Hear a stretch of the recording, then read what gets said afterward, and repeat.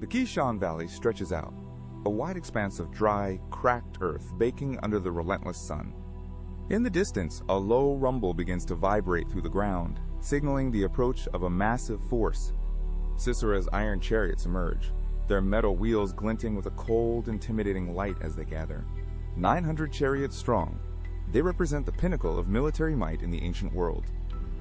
The people of Israel watch from the hills, their hearts heavy with the shadow of inevitable defeat. These chariots are more than weapons. They are a symbol of a power that seems impossible to overcome. Yet the battle is not merely a clash of steel and horses, but a confrontation of spiritual realities. High above the valley, the sky begins to shift, as if the heavens themselves are preparing to intervene. Deborah stands firm upon a jagged rocky outcrop, her gaze fixed on the horizon where the clouds gather.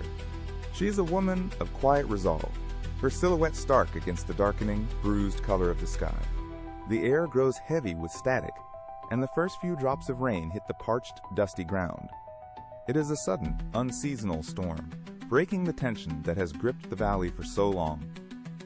The dry earth, once hard as stone, begins to soften into a treacherous, clinging mire under the rain. Sisera's drivers attempt to maneuver, but the heavy iron wheels sink deep into the rapidly forming mud. The Kishon River, usually a thin trickle, begins to swell, fed by the violent downpour from the hills. Water rushes across the valley floor, turning the battlefield into a chaotic, swirling trap for the chariots. The pride of the Canaanite army is now their greatest liability, trapped by the very terrain they chose. Deborah raises her hands toward the storm, a witness to the turning tide of this historic conflict. She does not wield a sword, yet her faith acts as the catalyst for the victory unfolding below. The iron chariots, once symbols of unstoppable force, are now rendered useless by the mud and flood. Soldiers scramble as the ground gives way, their military formation dissolving into total confusion. It is a moment of profound divine intervention, proving that human strength is fragile against nature. The rain continues to lash down, washing away the arrogance of those who relied only on their steel. In the valley, the sound of clashing metal is replaced by the roar of the rising, relentless water. Victory is being written not in blood, but in the sudden, overwhelming power of the elements.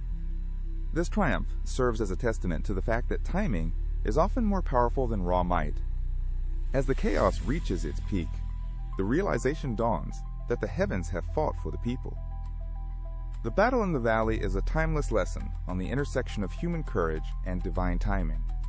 When the storm finally begins to break, the landscape is left transformed, quieted by the aftermath. Deborah remains on her perch, watching as the floodwaters slowly recede from the broken chariots. A single beam of golden light pierces the remaining clouds, illuminating the valley floor below. The contrast between the dark, retreating storm and the emerging light is stark and beautiful.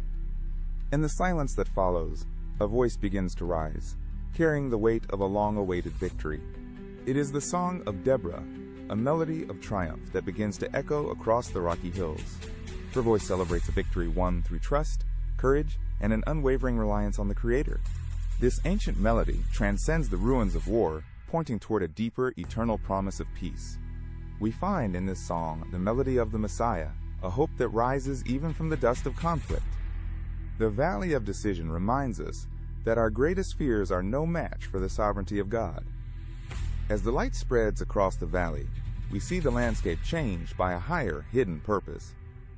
Deborah's legacy is defined not by the battle, but by the faith that preceded the storm. True victory is found when we align our hearts with divine timing, waiting for the right moment. The iron chariots are gone, but the song of faith continues to resonate through the ages of history. Reflecting on this climax, we see how a single beam of light can pierce the darkest moments. The Kishon Valley stands as a silent witness to the day when the heavens fought for the people. Ultimately, the story of Deborah invites us to look beyond our immediate circumstances toward a horizon. In every trial, there is a potential for a song of victory, waiting for the right moment to emerge. As we journey through this narrative, remember that the most powerful forces are often unseen. The rain, the river, and the faith of a woman change the course of a nation forever. May the song of Deborah inspire you to stand firm, even when the iron chariots seem to prevail. True strength is found in the quiet resolve to trust, even when the path ahead is uncertain. The valley is quiet now, but the echo of that ancient victory still speaks to us today. Let this story be a reminder that your own battles are held in the hands of the Creator. The iron of the world may be strong, but the spirit of faith is an unbreakable force. As the sun sets over the Kishon, we carry the lesson of the storm into our own lives. Victory is not just about the end of a conflict, but the transformation that happens within. The Song of Deborah is a melody of hope, sung by those who have seen the impossible happen. We leave the valley with a new perspective on the power of faith in the face of adversity. The story of the Kishon is our story, a narrative of deliverance that never truly fades away. May you find your own song of victory in the midst of your personal valley of decision. The heavens are still active, and the story of divine intervention continues to unfold in our world.